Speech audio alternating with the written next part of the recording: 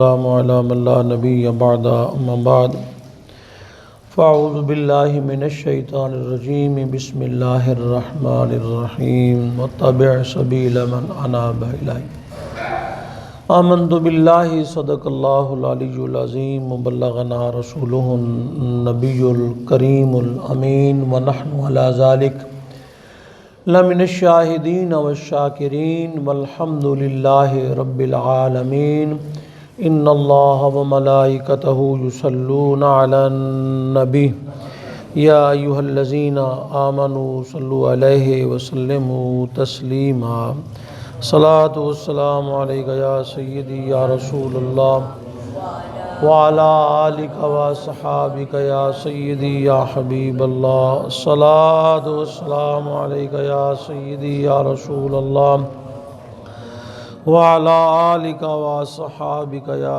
سیدی یا حبیب اللہ۔ بندہ پروردگارم امت احمد نبی دوست دار چار یارم تابع اولاد علی مذہب حنفیہ دارم ملت حضرت خلیل خاک پائے غوث اعظم زیر سایہ ہر ولی۔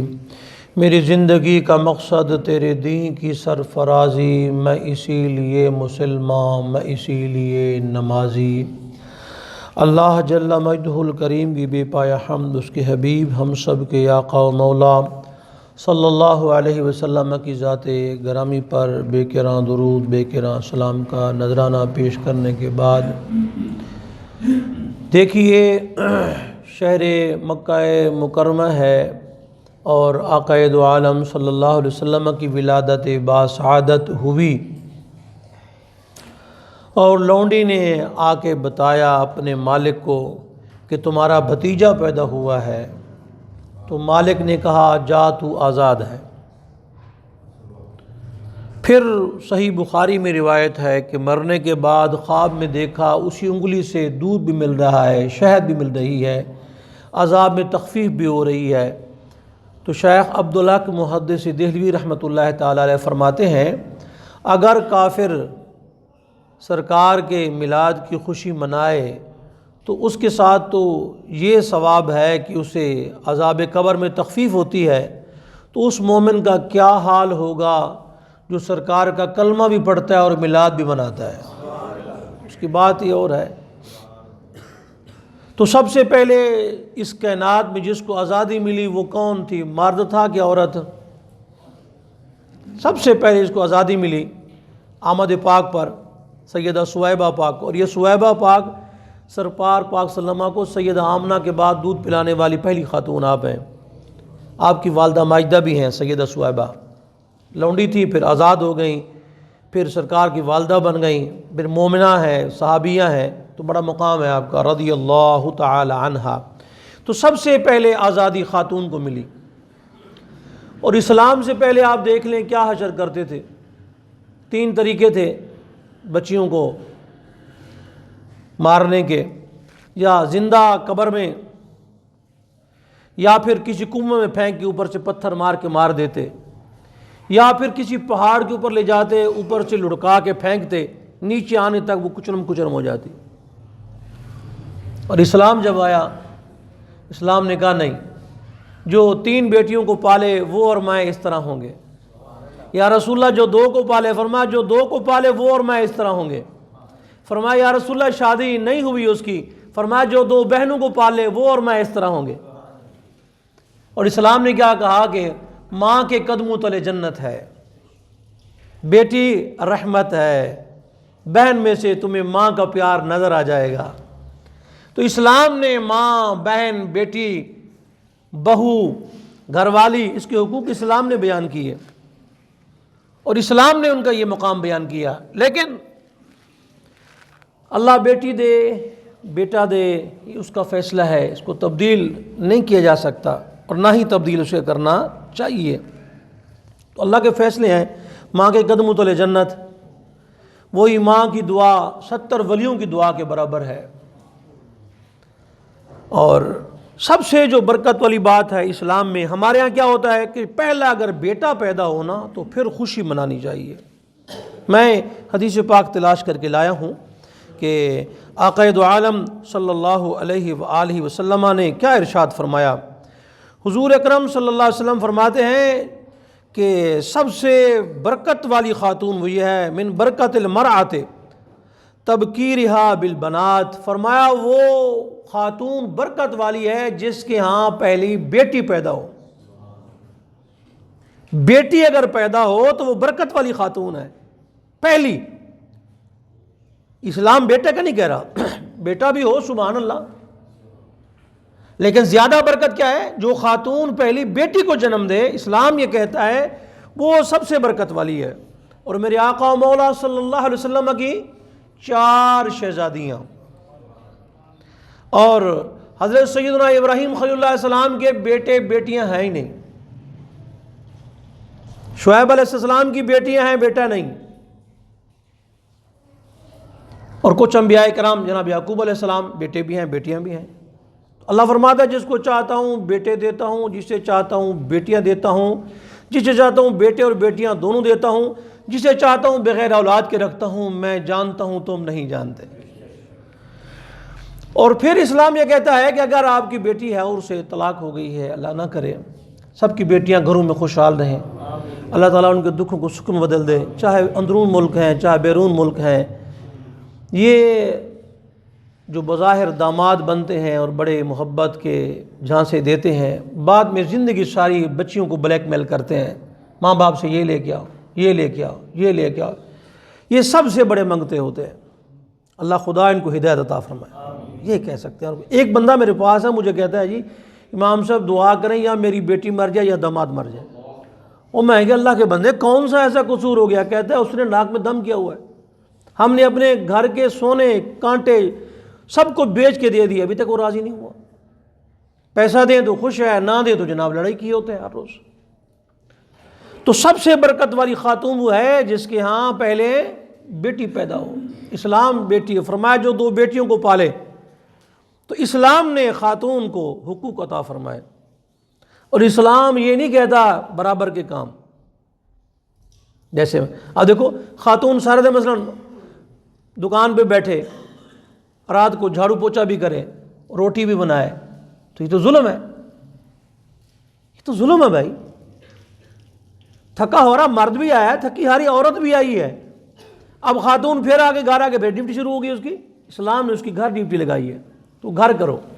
اور پیارے آقا و مولا صلی اللہ علیہ وسلم کا فرمان عظمت نشان ہے، فرمایا اپنی بیٹیوں کو سورہ نور پڑھاؤ۔ سورہ نور میں کیا ہے؟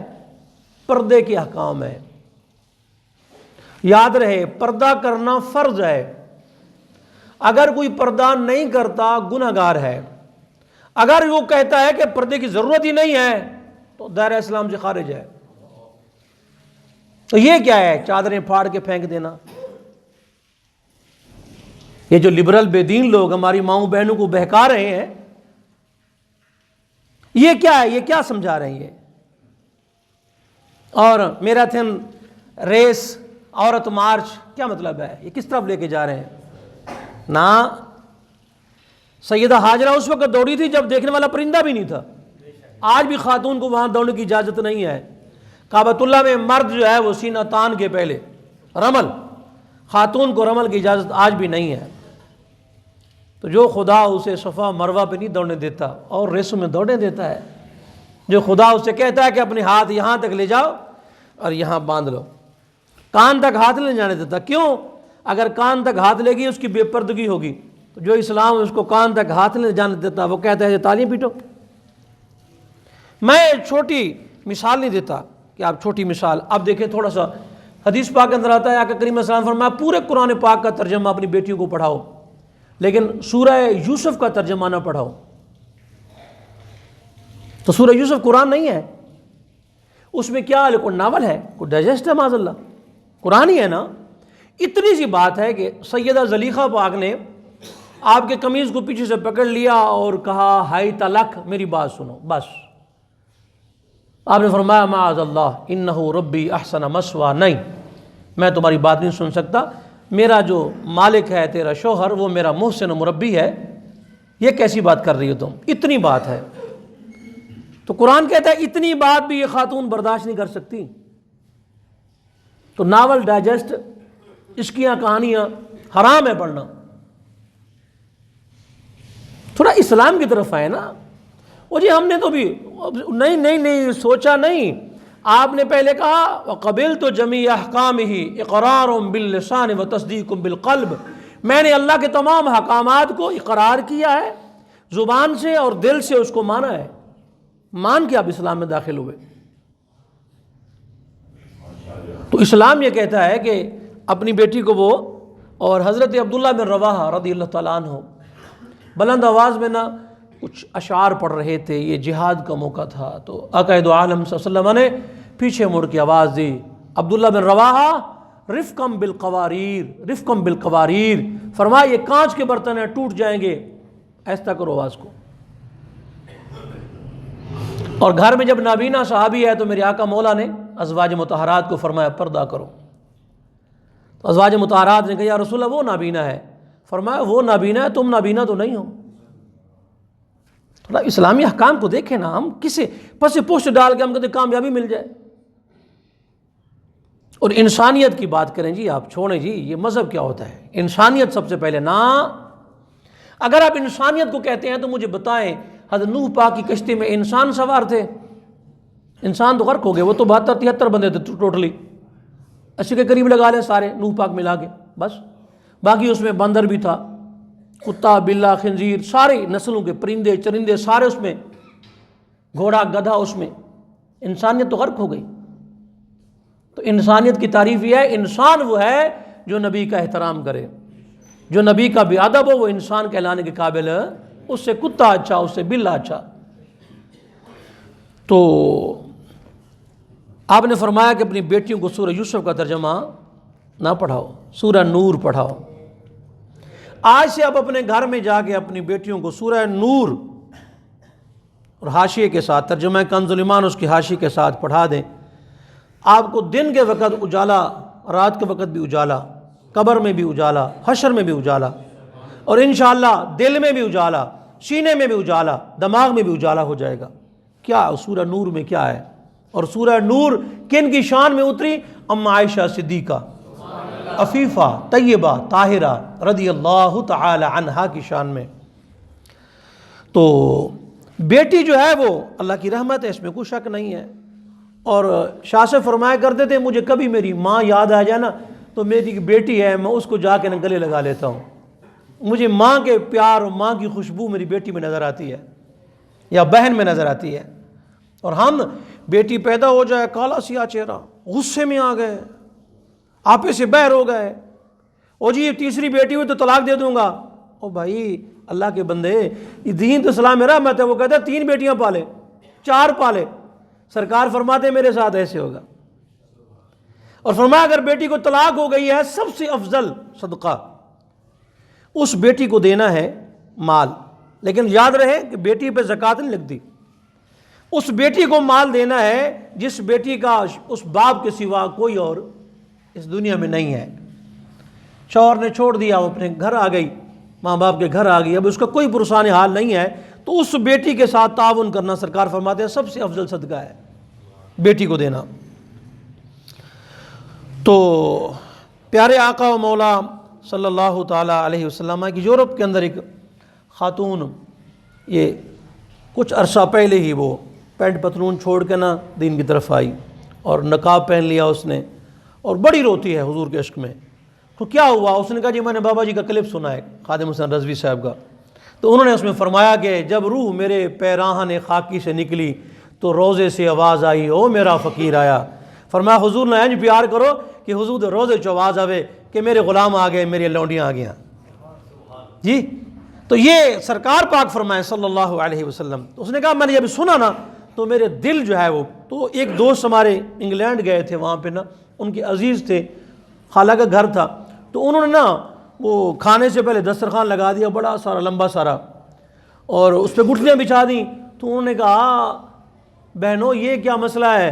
انہوں نے کہا جی ہم جب تک 10,000 مرتبہ درود شریف نہ پڑھ لیں ناشتہ نہیں کرتے، پھر 10,000 مرتبہ درود شریف پڑھتے ہیں، پھر ہم دوپہر کا کھانا کھاتے ہیں، پھر درود پڑھتے ہیں، پھر رات کا کھانا کھاتے ہیں.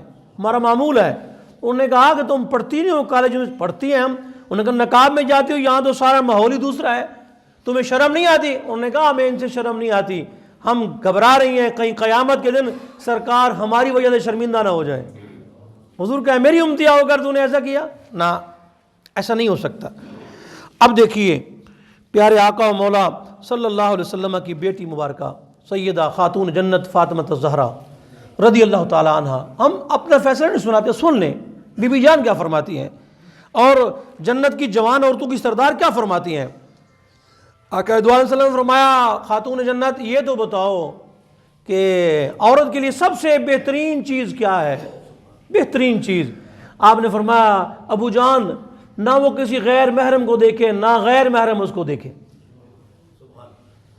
سیدہ فاطمہ الزہرا فرماتی ہیں نہ غیر محرم کو دیکھے نہ غیر محرم اس کو دیکھے. اب سنیے امام شعرانی نے تنبیہ المختارین کے اندر بات لکھی ہے کہ لوگ بارش کی دعا مانگ رہے تھے، بارش برسے نہ. ایک شخص آیا تو اس کے ہاتھ میں کوئی چیز تھی، کوئی شاید چھپی ہوئی تھی. اس نے ہاتھ میں ایسے چھپا کے نہ کہا میرے مالک جو میرے ہاتھ میں ہے نا اس کی برکت سے بارش عطا فرما. تو بارش برسی جل تھل ہو گئی. انہوں نے کہا بھائی ہاتھ میں مندری ہے، تویز ہے، مڑکا ہے، موتی ہے، مونگا ہے، کیا ہے ہاتھ میں؟ یہ کیا چھپائے ہوئے ہو؟ انہوں نے کہا کوئی شے نہیں ہے، یہ دھاگے ہیں. کس چیز کے دھاگے ہیں؟ کہا میری ماں کے دوپٹے کے. کہا تیری ماں کے دوپٹے کے دھاگے اتنے برکت والے؟ اس نے کہا میری ماں کے دوپٹے کو آج تک کسی غیر محرم نے دیکھا ہی نہیں ہے. جس کا آنچل نہ دیکھا مہو مہر نے اس ردائے نزاہت پہ لاکھوں سلام. اور سیدہ کا جب آخری وقت آیا نا تو آپ نے فرمایا میں غسل کر کے جا رہی ہوں، خبردار مجھے غسل کوئی نہ دے. اور پریشان تھی کہ جب جنازہ اٹھتا ہے تو جنازے پہ جسم نظر آتا ہے. تو آپ نے پوچھا کوئی میری پریشانی دور کرے. حضرت سیدہ اسماء بنت امیس حاضر ہوئی. فرمایا میں حبشہ سے ہو کے آئی ہوں، وہاں دیکھا ہے جب جنازہ اٹھاتے ہیں نا تو اوپر وہ لکڑیاں لگا دیتے ہیں ایسے کر کے نا، ایسے لکڑیاں ایسے ایسے کر کے نا ڈولی بنا دیتے ہیں، اس کے اوپر چادر لا دیتے ہیں تو وہ لاشا بھی نظر نہیں آتا، کفن کے اندر بھی نظر نہیں آتا. سیدہ پاک نے فرمایا کہ میرا جنازہ ایسے ڈولی بنانا، اوپر لکڑیاں ایسے لگا کے اوپر چادر ڈال دینا، اور پھر بھی جنازہ دن کو نہ اٹھانا، رات کو اٹھانا تاکہ کسی غیر محرم کی میرے جنازے پر نگاہ بھی نہ پڑے. اور جب قیامت کا دن ہوگا سرکار فرماتے ہیں میدان محشر کے اندر آواز آئے گی یا اہل الجمع نکسوا رؤوسکم حتی تمر فاطمہ بنت رسول اللہ صلی اللہ علیہ وسلم. او محشر والو اپنی نگاہوں کو نیچا کر لو، نبی پاک کی شہزادی لاڈلی بیٹی سیدہ فاطمہ الزہرا 70,000 حوروں کے نقاب میں پلسرا سے گزرنے والی ہیں. تو اسلام نے کہا یہ ماں ہے تیری قدمت الجنت، یہ تیری بہن ہے، یہ تیری بیٹی ہے. تو اسلام نے ماں، بہن، بیٹی، بہو یہ سارے رشتے اسلام نے بتایا. تو اسلام نے عورت کو وہ مقام دیا جو ان کے تصور میں بھی نہیں ہے. اب یہ دوبارہ جاہلیت کی طرف لے کے جانا چاہتے ہیں. تو یہ آج عالمی دن ہے، اور بھائی ایک دن نہیں ہوتا، یہ خرابی کر دی ہے. یہ ایک دن ہے جی ماں کا، ایک دن فادر ڈے تھے، مادر ڈے تھے، فلاں ڈے تھے. وہ اللہ دے بندے ہر ڈے ماں باپ کا ہے، ہر ڈے. حضور نے فرمایا ہر روز ماں باپ کی زیارت کرو، حج مقبول کا ثواب ہے. 2 بار دیکھو، 2 حج مقبول، 3 بار دیکھو، 100 بار دیکھیں، فرمایا 100 حج مقبول. تو ہر دن تو اللہ تعالیٰ ہماری ماؤں بہنیں جہاں کہیں بھی ہیں اللہ انہیں خیریت سے رکھے، اللہ ان کے دکھوں کو سکھ میں بدل دے، پریشانی خوشحالی بدل دے، اور اللہ تعالیٰ انہیں اسلام کے لیے اور اسلام کی خدمت کے لیے چن لے.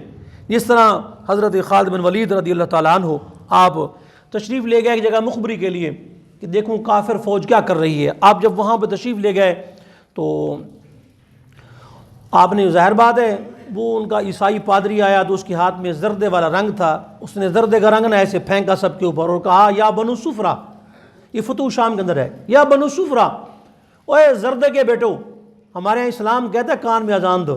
یہ کسی کے پاس نہیں ہے. یہ زرد رنگ پھینکتے ہیں، کوئی کچھ کرتے ہیں، کوئی لکڑیاں پھینکتے ہیں، کوئی پتھر پھینکتے ہیں، پتہ نہیں کیا کیا رواج ہے ان کے. اسلام کہتا ہے کان میں اذان دو. تو خالد بن ولید پاک کھڑے ہو گئے. آپ نے فرمایا تو نے یا بنو صفرا کہا، نحن بنو الاسلام، ہم تو اسلام کے بیٹے ہیں، یہ تو نے کیا کہہ دیا؟ تو اس نے کہا پکڑو اس کو. گربان سے پکڑ کے وہ مار پیٹ رہے ہیں. ادھر میرے آقا مولا خواب کے اندر آئے. فرمایا صحابہ تم سو رہے ہو، خالد بن ولید پہ حملہ ہو گیا، جاؤ سارے اٹھو جلدی کرو. صحابہ کرام کے دم گھوڑوں پہ بیٹھے اور گھوڑوں کو جب ہم نے دوڑایا، ہمارے آگے ایک تیز رفتار، اتنی تیز سواری کہ ہماری اوسان خطا ہو گیا، کیا ہو گیا ہے، بڑے گھوڑے دوڑائے نہ مل سکے، بالآخر ہم نے آواز دی، او گھوڑ سوار تم اللہ رسول کا واسطہ رک جاؤ یار، ہماری بات سنو، کون ہو تم؟ کہتے ہیں تو اس نے سواری کو روکا، ہم نے کہا کون؟ وہ نقاب کے اندر تھی، تو تلوار اندر سے نکالی باہر کر کے ایسے، کون؟ خالد بن ولید کی گھر والی ہوں۔ کہاں جا رہی ہو؟ کہا آواز آئی کہ اس پہ حملہ ہو گیا، تو میں نے کہا انہیں تو شکست نہیں ہو سکتی، ان کے سر پر تو سرکار کی ٹوپی مبارک ہے جس میں حضور کے منہ مبارک موجود ہے۔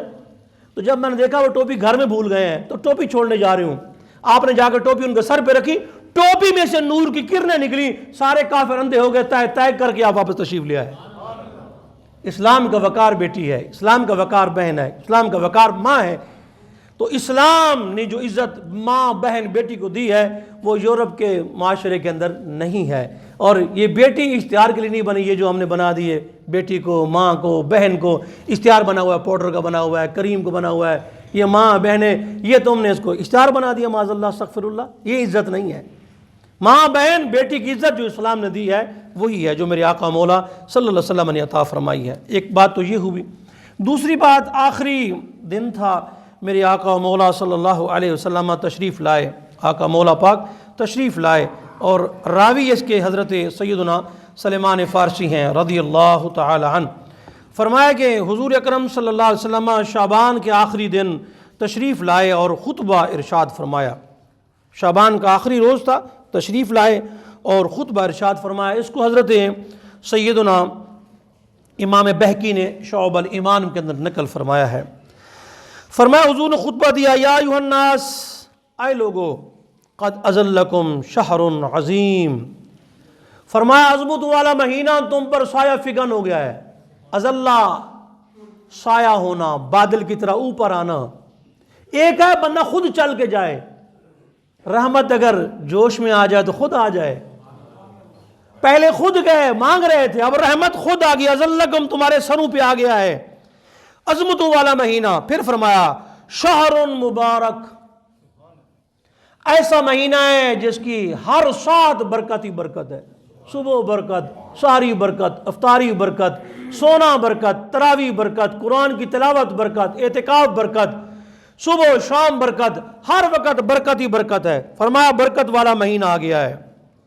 پھر آقا کریم علیہ السلام نے ارشاد فرمایا، سن لو، میں تمہیں پہلے اس کا کریم بتا دوں، سب سے قیمتی چیز بتا دوں اس مہینہ مبارک کی قیمتی چیز۔ فرمایا وَشَهْرٌ فِيهِ لَيْلَةٌ خَيْرٌ مِّنْ أَلْفِ شَهْرٍ، فرمایا ایسا مہینہ ہے اس میں ایک رات ہے، 1000 مہینوں سے وہ رات افضل ہے۔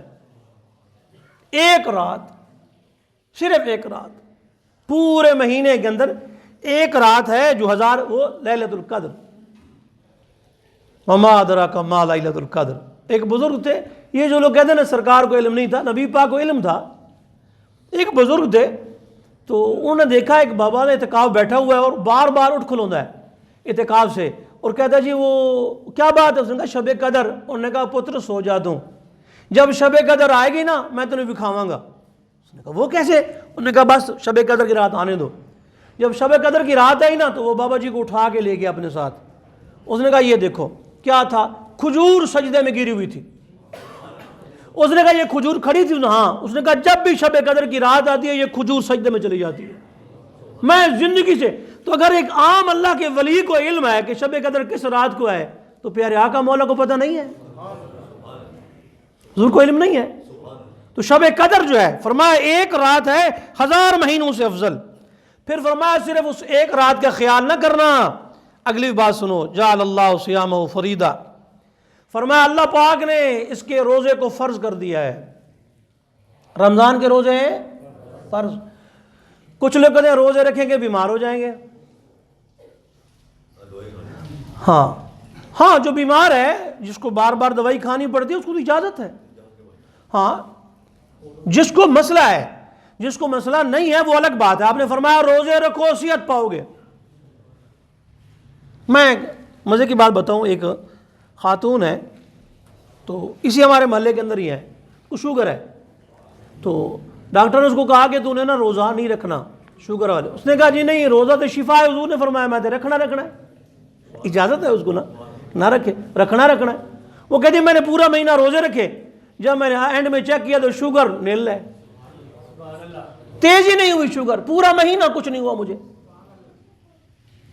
اللہ کے بندے، روزہ تو خود سے آتا ہے۔ یہ جو کینسر ہے اس وقت ایسا مرض ہے جس کا علاج ہی نہیں ہے، تو یہ جدید سائنس نے بتایا کہ کینسر کا علاج مسلمانوں کے سوا اور کسی کے پاس نہیں ہے۔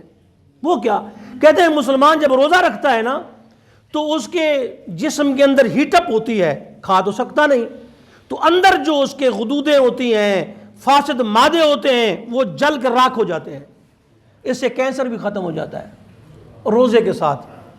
ہمارے یہاں ایک طبیب تھے تو وہ کہتے تھے کہ بخار نہیں اتر رہا، وہ کہتے یار بات یہ ہے روٹی نہ کھاؤ کچھ اور کھا لو، کھچڑی کھا لو۔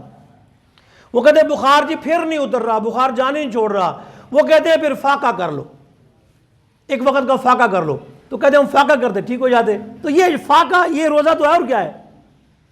اور روزہ رکھیں، روزے میں تو صحت ہے، اور حضور پاک فرماتے ہیں علیہ السلام اگر کسی بندے نے بغیر عذر کے روزہ چھوڑ دیا، بغیر عذر کے ایک روزہ چھوڑ دیا، ساری زندگی روزے رکھے کہ اس کی قضا ہو جائے، فرمایا اس کی قضا نہیں ہو سکتی۔ بغیر عذر کے ایک روزہ چھوڑ دیا، ساری زندگی اس کی وہ رکھے قضا کہ زندگی ساری روزے رکھتا رہوں، تو وہ نہیں ہو سکتا۔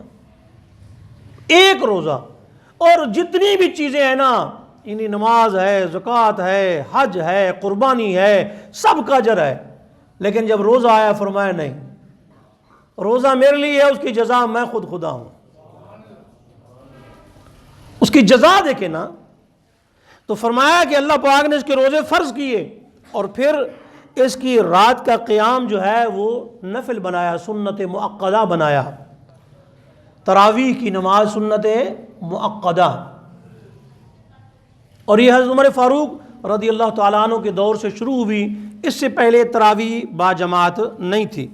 حضرت فاروق اعظم رضی اللہ تعالیٰ عنہ جب تشریف لائے تو آپ نے اپنے دور خلافت میں حضرت ابی بن کعب، بڑی خوبصورت آواز تھی ابی بن کعب کی، انہیں کھڑا کیا مصلی پہ، فرمایا 20 رکعت تراویح پڑھاؤ۔ کتنے رکعت جی؟ 20 رکعت۔ عن صاحب ابن یزید رضی اللہ تعالیٰ قال كنا نقوم فی عہد عمر ب20 رکعتا والوتر، فرمایا ہم 20 رکعت تراویح پڑھا کرتے تھے اور وطر پڑھا کرتے تھے۔ رواہ البہقی فی المعرفہ بالاسناد الصحیح، اس کی سند صحیح ہے، حدیث صحیح ہے۔ قال النووی فی الخلاصہ اسنادہ صحیح، اس کی سند کیا ہے؟ حدیث صحیح ہے۔ اور حضرت سیدنا علی المرتضیٰ شیر خدا کرم اللہ وجہ کریم ان علی دعا القراء فی رمضان، آپ قاریوں کو رمضان میں بلاتے اور فامر راجل، ایک بندے کو فرماتے بأن یصلی بالناس 20 رکعتا، کہ لوگوں کو 20 رکعت تراویح پڑھاؤ، اور وطر جو ہے وہ مولا علی خود پڑھایا کرتے تھے۔ تراویح قاری سے پڑھاتے 20 رکعت اور وطر مولا علی پڑھاتے تھے۔ صحیح حدیث کے اندر ابی بن کعب سے روایت ہے، جو بڑے قاری ہیں، اور سرکار فاروق اعظم رضی اللہ تعالیٰ عنہ نے جن کے بارے میں فرمایا، حضرت فاروق اعظم رضی اللہ تعالیٰ عنہ نے فرمایا، حضرت ابی بن کعب رضی اللہ تعالیٰ عنہ فرماتے ہیں کہ آپ کو حکم دیا، آپ نے فرمایا کہ 20 رکعت تراویح پڑھانی ہے، 20 رکعت تراویح۔ تو 20 رکعت تراویح عمر پاک کے دور سے شروع ہوئی، 20 رکعت عثمان پاک کے دور میں بھی، مولا علی کے دور میں بھی، سرکار بھی 20 رکعت، مکہ بھی 20 رکعت، مدینہ بھی 8 رکعت تو کہیں بھی نہیں ہے۔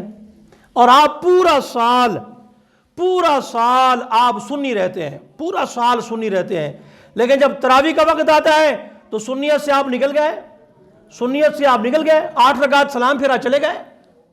بھائی جن کا عقیدہ ہے وہ پڑھیں، ہمیں ان سے کوئی مسئلہ نہیں ہے، ہمیں آپ سے مسئلہ ہے۔ آپ اہل سنت و جماعت ہیں، جب اہل سنت و جماعت آپ ہیں تو آپ تو 20 رکعت پڑھیں نا۔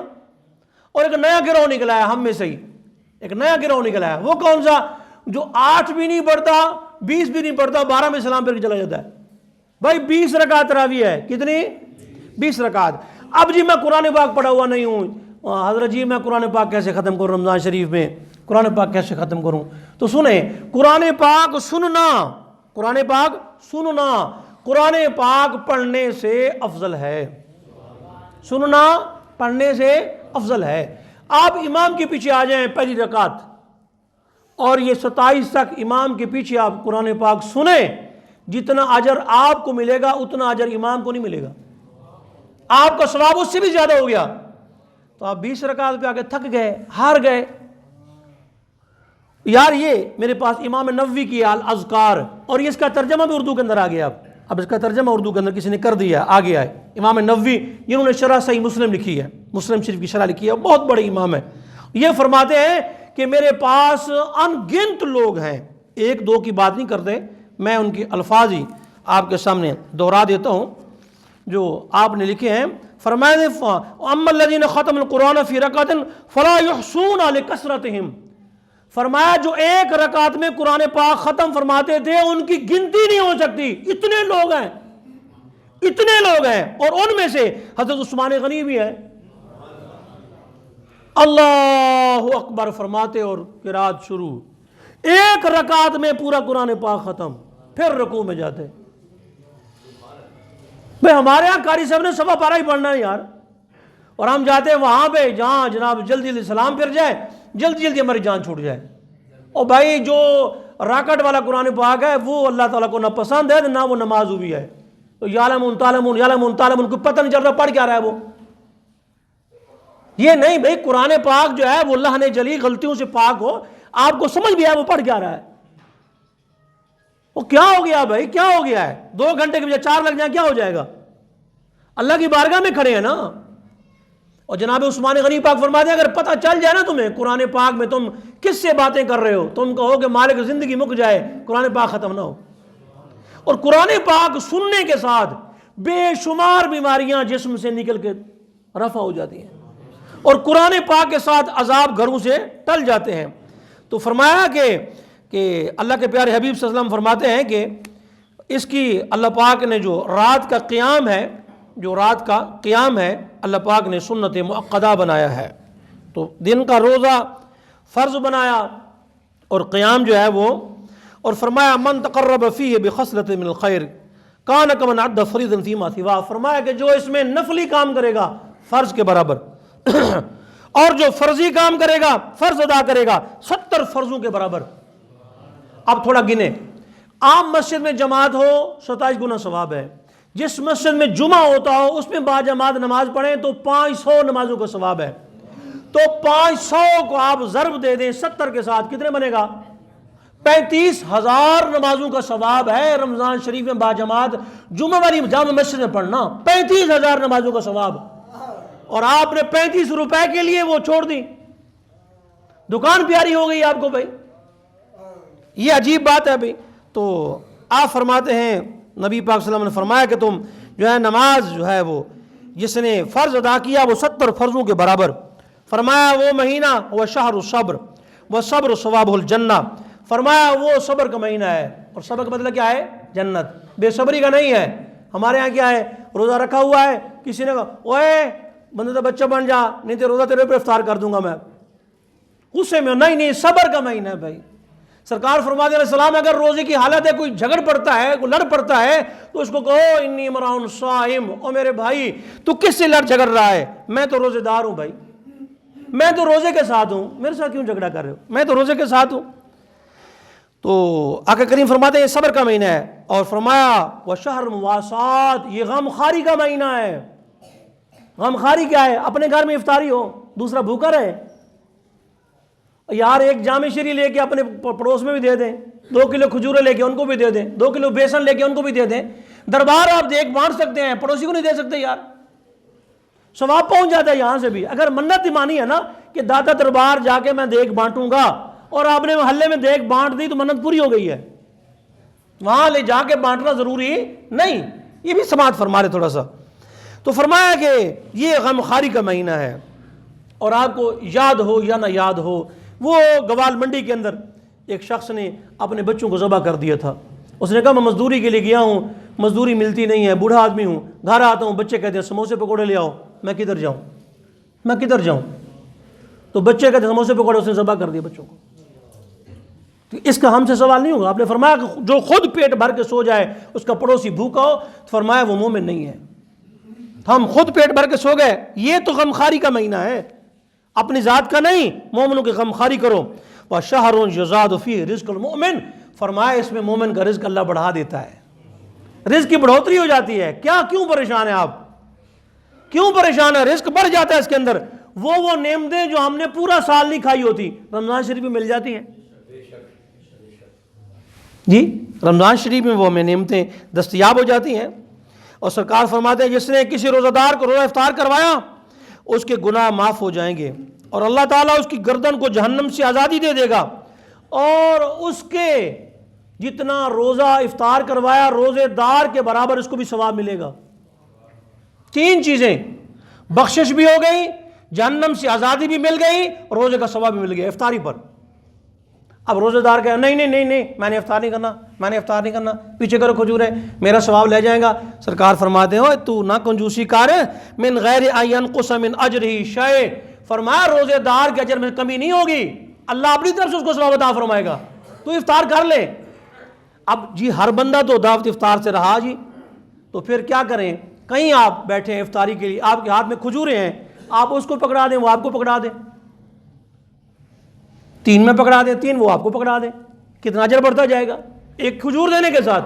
اور پھر نبی پاک اسلام کے جو صحابہ کرام تھے نا، انہوں نے پھر وہ یہی عرض کیا لیس کلنا یجد ما یفطر الصائم. یا رسول اللہ ہم میں سے ہر بندہ افطاری کی طاقت نہیں رکھتا، کوئی ماڑے لوگ ہیں، طاقتور تو کوئی نہیں نا، کوئی گھر میں کوئی بیگم بنا سکی ہے، کوئی ایسا اہتمام کریے بڑا افطاری دا، ساڑھے کو تو کوئی شے کوئی نہیں.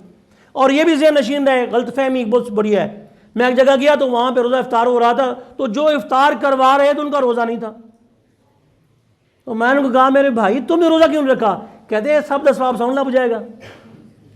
ایسا نہیں ہے، اگر آپ نے روزہ چھوڑ دیا آپ گنہگار ہیں. زندگی ساری بھی روزہ رکھیں تو اس کا آپ پورا نہیں کر سکتے ایک روزے کو. یا رسول اللہ ہم تو نہیں. سرکار نے فرمایا تم نے کیا سمجھا ہوا ہے یہ روزہ افطار کروانا کوئی بڑی چیز پر؟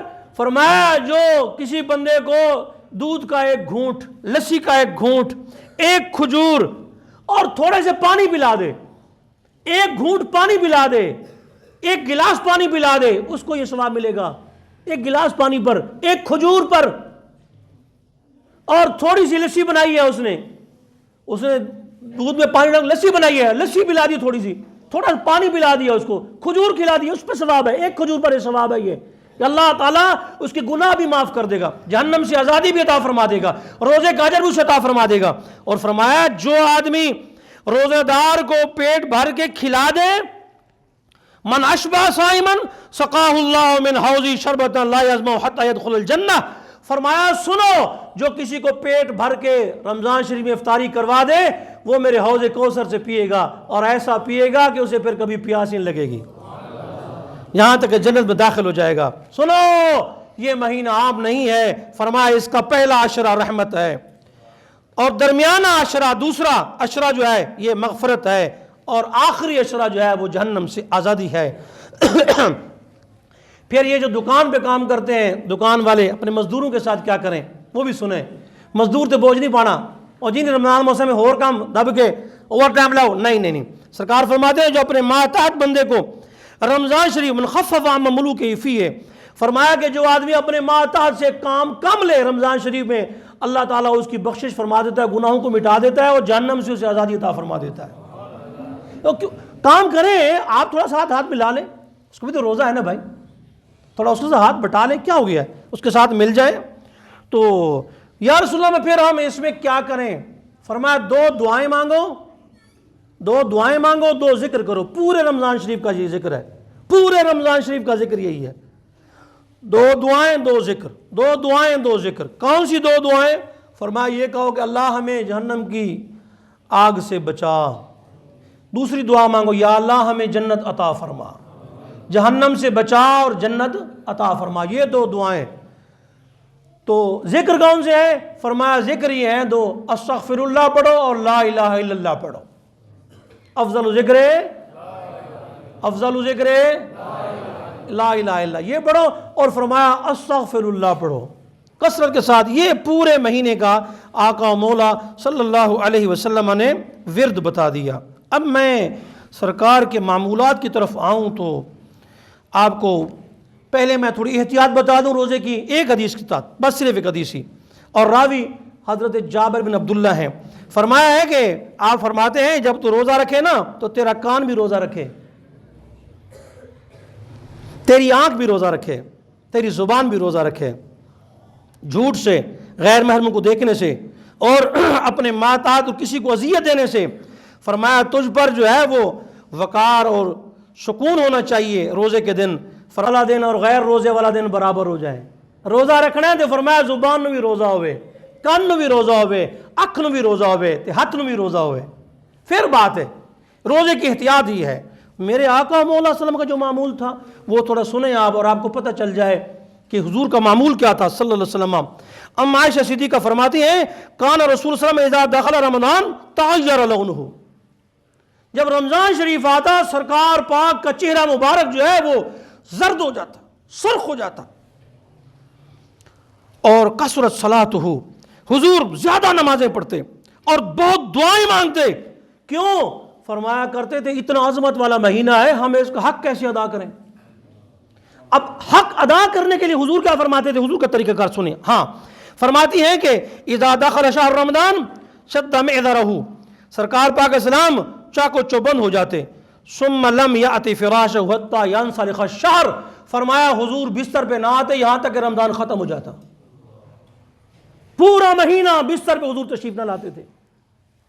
یہ میرے آقا مولا کا معمول ہے۔ اور یہ بھی احتیاط سن لیں، روزے کے اندر سحری ہو یا افطاری ہو، 1 منٹ کا جو ہے وہ لیٹ رکھ لیں، اپنے اوپر لازم کر لیں۔ 1 منٹ پہلے آپ نے سحری بند کر دینی ہے اور 1 منٹ بعد آپ نے افطاری کرنی ہے۔ اس کی وجہ یہ ہے کہ بعض اوقات ایسا ہوتا ہے کہیں سے آواز آ گئی اور ہم نے جناب وہ کھانا شروع کر دیا، حالانکہ وہ اذان نہیں تھی، وہ الارم کوئی اور تھا، ایمبولینس کا الارم تھا۔ احتیاط میں برکت ہے۔ آپ نے فرمایا میں نے دیکھا کچھ لوگ نا معراج کی رات ان کے چبڑے چرے ہوئے تھے اور خون بہ رہا تھا۔ میں نے کہا مالک یہ کون لوگ ہیں؟ فرمایا جو رمضان شریف میں جلد افطار کر لیا کرتے تھے وقت سے پہلے۔ تو اس وجہ سے اپنی گھڑی کا کریکٹ ٹائم کر کے، بالکل ٹائم کریکٹ کر لیں، اس کے مطابق 1 منٹ جو ہے وہ لیٹ افطار کریں اور 1 منٹ جو ہے وہ پہلے ساری چھوڑ دیں، تاکہ آپ کے ذہن کے اندر وہ شک والا مسئلہ دور ہو جائے کہ یہ کیا ہو گیا۔ اور یہ احتیاط ہے، اس میں کوئی حرج نہیں، احتیاط کرنے میں کوئی حرج نہیں ہے۔ اللہ پاک ہم سب کو رمضان شریف کے معمولات پر عمل کرنے کی توفیق عطا فرمائے۔